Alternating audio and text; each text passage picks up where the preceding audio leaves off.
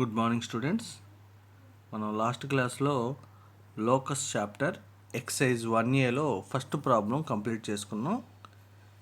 ఇక second, third, first రోమన్లో 7 problems దాకా ఉన్నాయి. చిన్న చిన్న క్వశ్చన్లు, వెరీ షార్ట్ ఆన్సర్స్. బట్ ఇవన్నీ ఓన్లీ మనం నేర్చుకున్న బేసిక్స్ ఉన్నాయి కదా, ఆ బేసిక్స్ మాత్రమే అప్లై చేయడం కోసం. చూడండి second question. Find the equation of the locus of a point which is equidistant to the points a -3, 2, b 0, 4. Already first problem చెప్పుకున్నాం కదా. సెకండ్ ప్రాబ్లంలో అయినా ఇప్పుడు ఇక్కడ నుంచి చేసే ఏ సమ్ములో అయినా ఫస్ట్ లోకస్ కనుక్కోమంటే let p x1, y1 b any point on locus. First ప్రతి క్వశ్చన్కి అది రాయాల్సిందే. Let p x1, y1 b any point on locus. తర్వాత గివెన్ పాయింట్స్ సార్, క్వశ్చన్లో ఏమి ఇచ్చాడు? పాయింట్స్ ఏ అండ్ బి, ఇవి రాసేసుకుంటాం. ప్రతి క్వశ్చన్కి కామన్ పార్ట్ ఇంతవరకు. నెక్స్ట్ గివెన్ కండిషన్ ఈజ్, మనం కండిషన్ రాసుకోవాలి. కండిషన్ రావాలి అంటే ఈ క్వశ్చన్ అంతా కంప్లీట్ చేసి క్వశ్చన్ చదవాలి. ఇదంతా ఏమి ఇచ్చాడు చూడండి. Find the equation of locus. Locus కనుక్కోమన్నాడు. ఎట్లా ఉందంట? Of a point which is equidistant from the point A and B. AB 2 points ఉన్నాయి.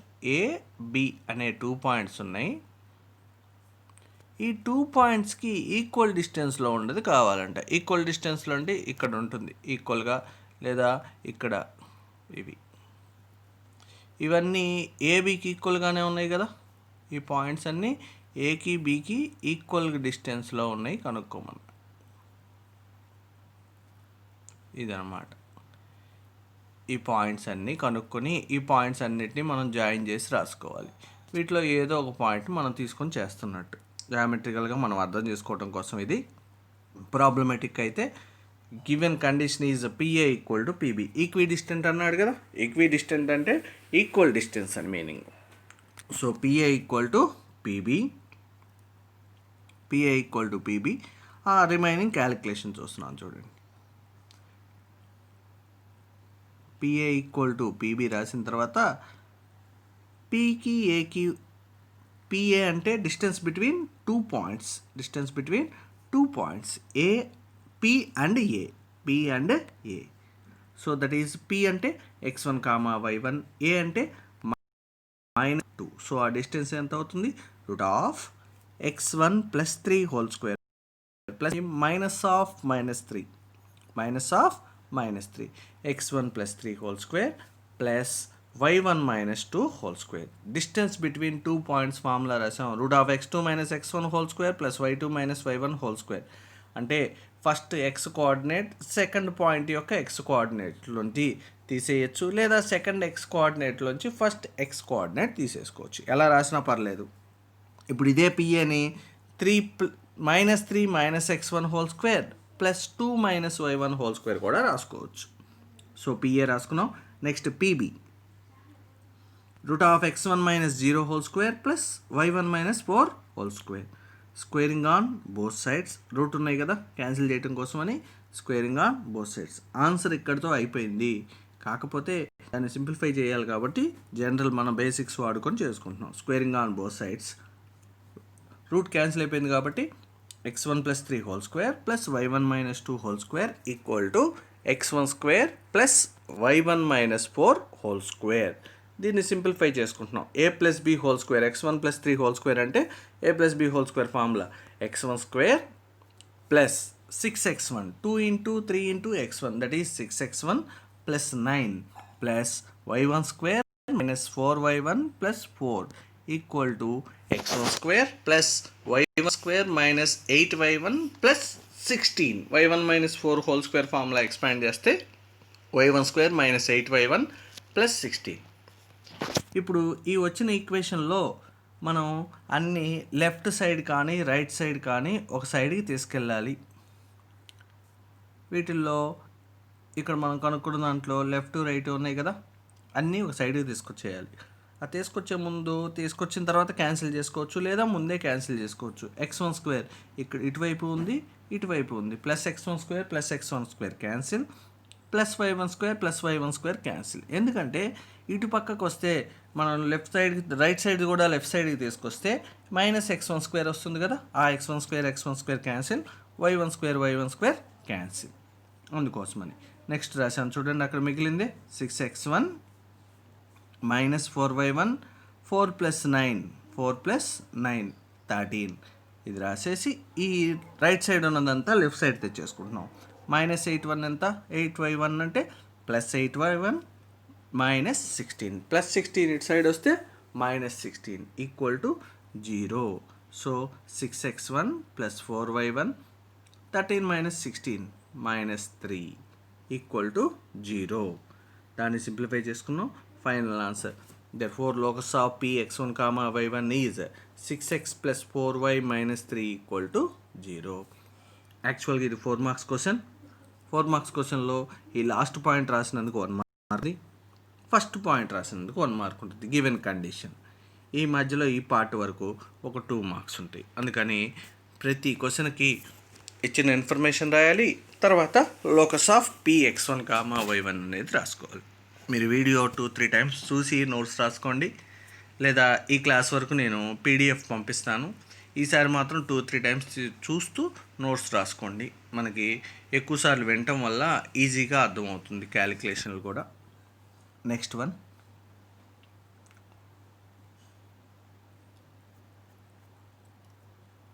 Next third question.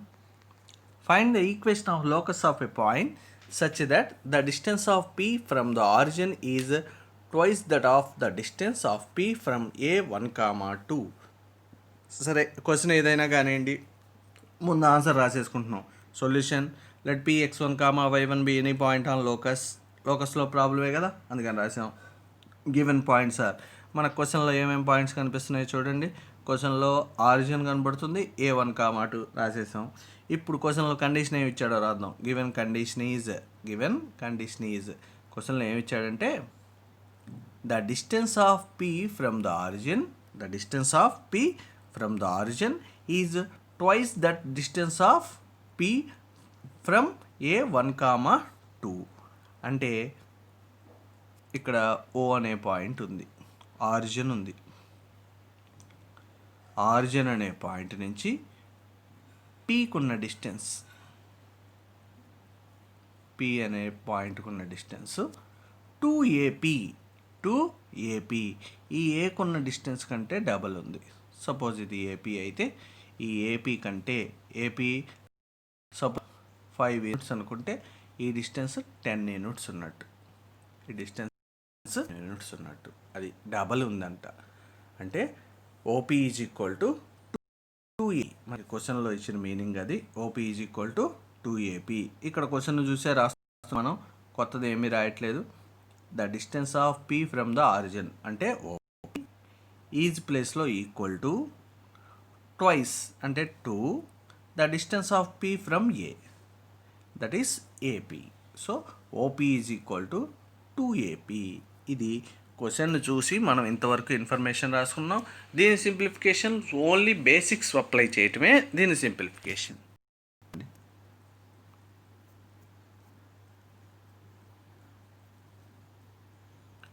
OP = 2AP అని రాసుకున్నాం కదా. OP అంటే x1 - 0 whole square + y1 - 0 whole square, లేదా డైరెక్ట్గా రాసేసుకోవచ్చు మీరు x1 square + y1 square అని. That equal to 2 × x1 - 1 whole square + y1 - 2 whole square. ఎందుకంటే 1, 2 కదా, ఆ డిస్టెన్స్ రాసుకున్నాం ఇక్కడ. x1 - 1 whole square + y1 - 2 whole square ఎంత, 1, 2నా 1, - 2నా? 1, 2. సో 1, 2 కాబట్టి డిస్టెన్స్ రాసుకుంటున్నాం మనం. So root squaring on both sides, ఆ స్క్వేరింగ్ ఆన్ బోత్ సైడ్స్నే ఇట్లా S.B.S అని రాసాం. లేదా మీరు క్లియర్గా మీకు అర్థం కావాలనుకుంటే స్క్వేరింగ్ ఆన్ బోత్ సైడ్స్ అని రాయండి. సో రూట్ క్యాన్సిల్ అయిపోతుంది కదా స్క్వేరింగ్ చేయబట్టి, x1 square + y1 square 2 square కాబట్టి 4. ఇక్కడ 2 రాసామంటే మిస్టేక్ అవుతుంది, నేను అందుకనే రాసి మరి తర్వాత 4 రాసింది అందుకే. ఎందుకంటే మనం స్క్వేర్ చేసేటప్పుడు ఇది దీని వరకే రూట్ వరకే క్యాన్సిల్ అవ్వాలని మనం ఆలోచిస్తుంటాం. ఈ 2 అనేది మనం ఒమిట్ చేసేస్తాం, అందుకోసం 2 స్క్వేర్ ఈస్ 4. అది మెయిన్, మనకు ఎక్కువ మిస్టేక్లు అవి జాగ్రత్త చూడండి.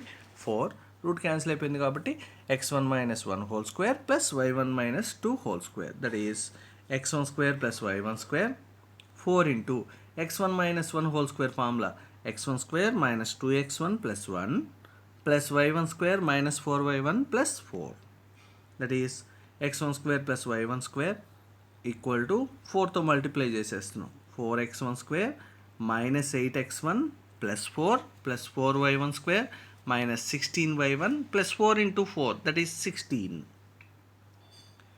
మొత్తం లెఫ్ట్ సైడ్ ఇది రైట్ సైడ్కైనా తీసుకురావచ్చు, రైట్ సైడ్ అయితే లెఫ్ట్ సైడ్కైనా తీసుకురావచ్చు. కాకపోతే మనం ఎప్పుడు ఈక్వేషన్లో ఫస్ట్ టర్మ్కి పాజిటివ్ వచ్చేటట్టు చూసుకుంటాం. x1 స్క్వేర్ కోఎఫిషియంట్ ఎప్పుడు పాజిటివ్ రావాలి కాబట్టి ఇక్కడ లెఫ్ట్ రైట్, ఇక్కడ x1 స్క్వేర్ ఉంది, ఇక్కడ 4x1 స్క్వేర్ ఉంది. మనం x1 స్క్వేర్లో రాస్తాం కాబట్టి ఈ x1 స్క్వేరే ఇటు సైడ్ తీసుకొస్తున్నాం. 4x1 స్క్వేర్ ఇటు తీసుకొస్తే ఏమవుతుందో మైనస్ 3x1 స్క్వేర్ అవుతుంది. అందుకని ఈ రైట్ సైడ్ది లెఫ్ట్ సైడ్ లెఫ్ట్ సైడ్దే రైట్ సైడ్ తెచ్చుకుంటున్నాం. అంటే మన కన్వీనియంట్ని బట్టి తెచ్చుకుంటాం. లెఫ్ట్ సైడ్ది రైట్ సైడ్ అయినా, రైట్ సైడ్ది లెఫ్ట్ సైడ్ అయినా. So that is 4x1 square minus 8x1 plus 4 plus 4y1 square minus 16y1 plus 16, అది చూస్తూ రాసా.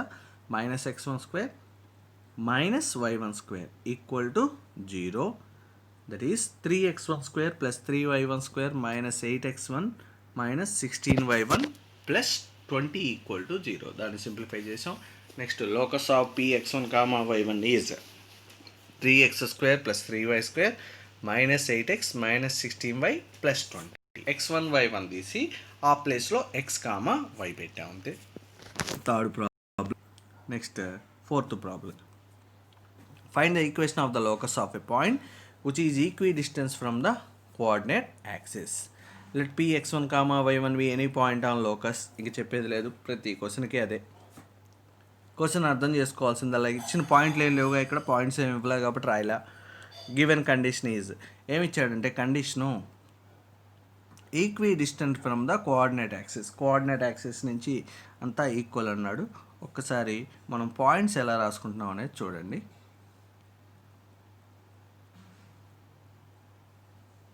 One minute.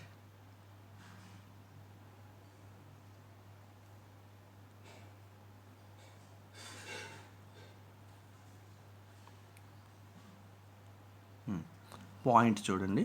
సపోజ్ మనకి ఇది coordinate axis 0 1 2 3, X axis 1 2. So ఇక్కడ ఉన్న పాయింట్ ఏమవుతుందో చూడండి.